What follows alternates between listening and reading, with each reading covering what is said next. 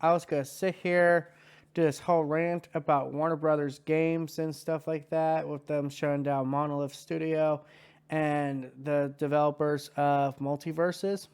I was going to do that. If you can record some audio, but I'm going to tell you guys right now. Um, I am at the point with big AAA publishers, unless you're a PlayStation, Microsoft, Nintendo, and I guess even to a degree, a Sega and Capcom. I literally have no faith in those other publishers. Outside the ones I just mentioned, I think the days of the big AAA publisher are done. Like I think we're starting to see the cracks really, really expand. Like it's ridiculous. And I think where people are going to fall through the cracks, unfortunately, maybe some of them will get lucky and be inspired to make their own studio. Now, we see this happen, here and there. We see this happen where, massive layoffs happen, and then the people that, worked at those studios say, you know what, I'm going to just go work for myself, or I'm going to go work in some kind of, smaller company. Maybe lend my expertise to them. I think that's, in hindsight, better for the gaming industry as sustainability.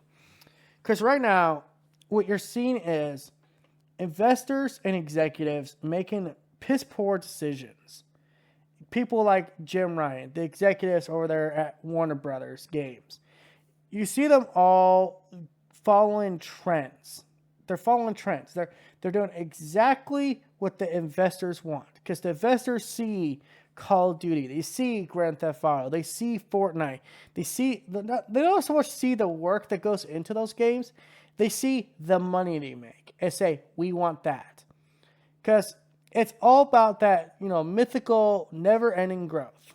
That's really what it comes down to. And the video game industry, originally, it was not about that.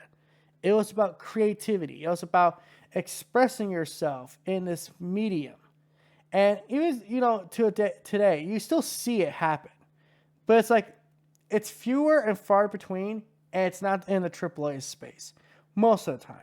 Every once in a while, you'll get that game like Death Stranding 2, which is so weird, so different, that it's like, of course it had to be someone's creative, mind, and it had to be from a creative themselves. But overall, a lot of the AAA game market is run by investors and executives that are drastically, drastically out of date. And then you also see stuff like, I hate to bring it up because I feel like I bring up the studio every time I talk, but Night Dog.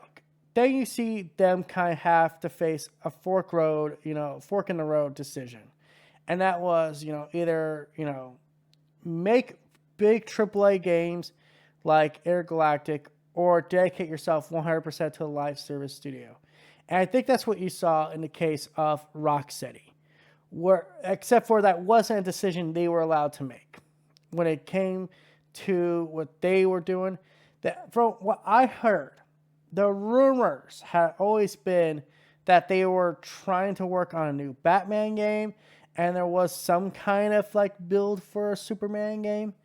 And then I guess the executives at Warner saw Rocksteady, kind of have a popular name. So like, yeah, Suicide Squad, make that. Because that was one of the more recent popular movies. But don't use the exact same cast and make it a live service.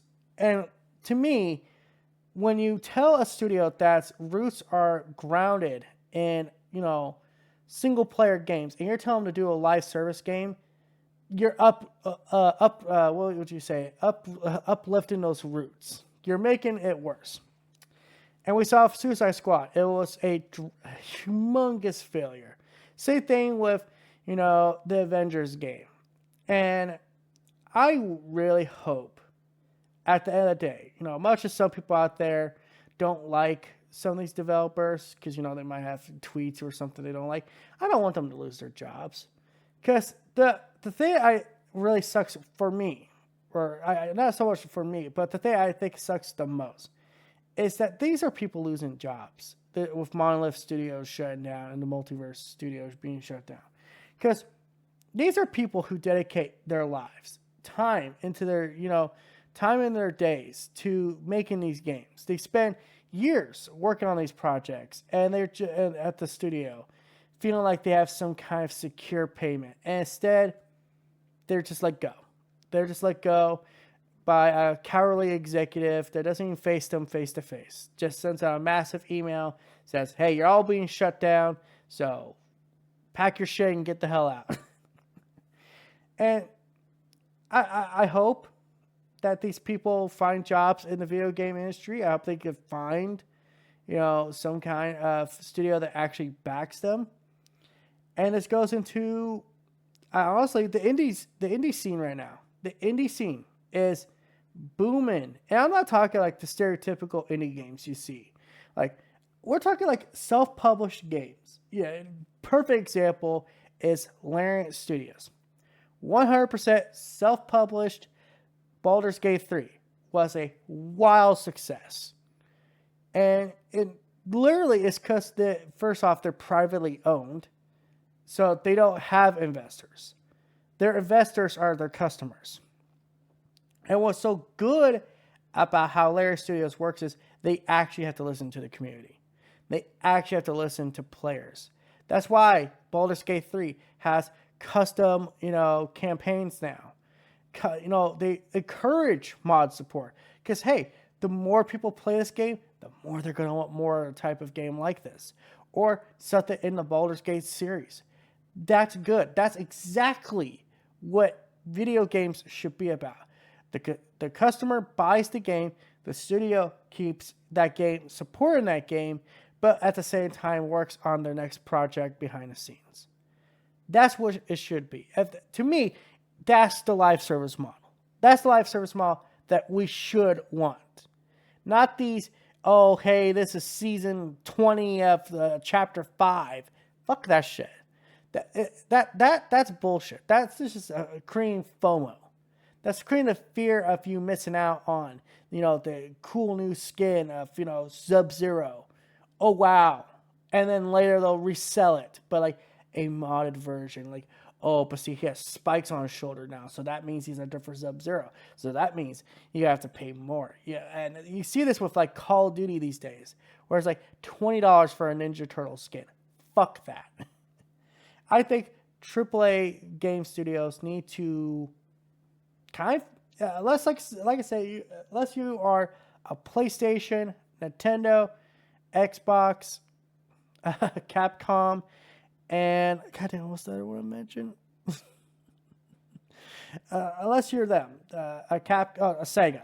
Unless you're them, I honestly think a lot of these big AAA studios need a serious wake up call. And even then, some of those studios that I mentioned also could use a wake up call. I know this rant's kind of everywhere, but it's frustrating. It's frustrating to see studios at one point I liked. I looked up to it that, man, if I was a game developer, I would want to work there. And then literally like the next day, it's like, oh, by the way, your studio's being shut down. You're all laid off. Yeah. And we're not going to branch you out to other parts unless you are a higher executive. And it's just like, Jesus Christ. It has to be one of the most stress-inducing jobs out there, being a game developer. And I know people will be like, oh my God, but no, it's not that stress-inducing. Like, you're working on a project for years. You're literally building something from the ground up. You're building worlds that require a huge line of code. And then you have to, if you're an art director, you have to work on the art and, all this stuff. It's insane. And then you have to worry about executives saying, well, we're going to cut you guys your funding, or we're just going to shut you down because, you know what? Our investors need to see us grow. So we create the illusion of growth by cutting your budget and putting it somewhere else. Just fuck that, dude. I would hate to be them. And that's why I wish, there was more studios like Larian Studios and Project CD Red. And even to a degree with PlayStation with like a case in Naughty Dog. Where it's like, no, we encourage you to be creative. Do what you are good at.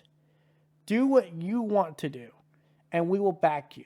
That's what AAA gaming should be. That's why I still have a little bit of faith, but it's slowly fading. And even then, Project CD Red and Larian Studios are self-published, so I don't think they count. To me, like if I were to say, what do I look at as a AAA game studio? Naughty Dog, Larian, Project CD Red, and Rockstar. The others are just pretenders. So, with all that said, guys, this is That PlayStation Gamer signing out. Let me know what you guys think in the comments section below. Yeah, until next time, don't forget to like, comment, subscribe, and all that YouTube algorithm BS.